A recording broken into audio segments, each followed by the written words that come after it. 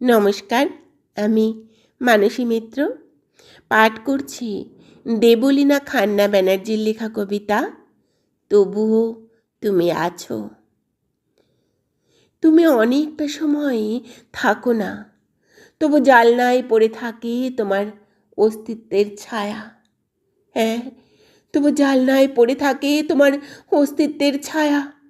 ঝঞ্ঝা বিক্ষুব্ধ বৃষ্টির দিনগুলিতে তুমি শক্ত করে ধরে রেখেছিলে আমার হাত।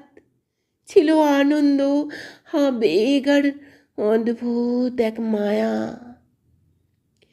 বহুদিন, বহুকাল হেঁটেছি একসাথে নানান নগরের পথে পথে, উজ্জয়িনী, শ্রাবস্তি কিংবা কৌশাম্বীর প্রান্তরে পথে, কখনো পায়ে হেঁটে, কখনো বা মনোরথে।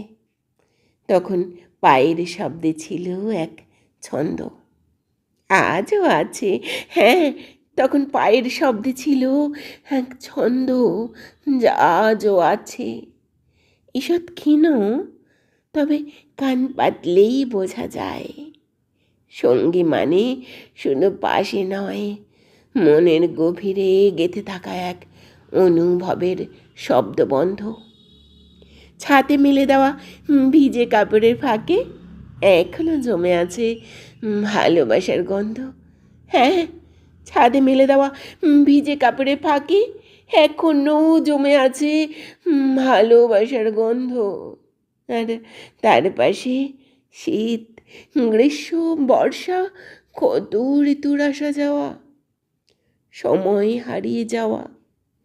তুমি ছিলে, ঠিক ছিলে ভাষাহীন বাক্য বিনিময়ের গভীরে। তোমার প্রতিটি চুপ থাকা ছিল একটা চিঠি, আজও তাই।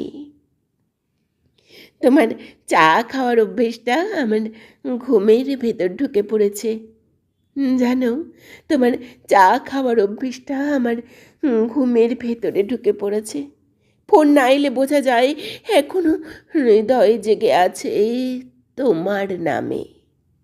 সঙ্গী মানেই শুধু চোখে চোখ নয়, অন্তরের নীরব মেলবন্ধন।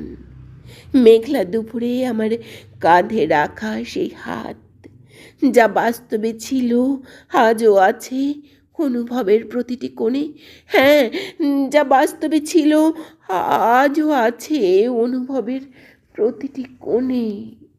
আমার খোলা কবিতার খাতায় এখনো তোমার নিঃ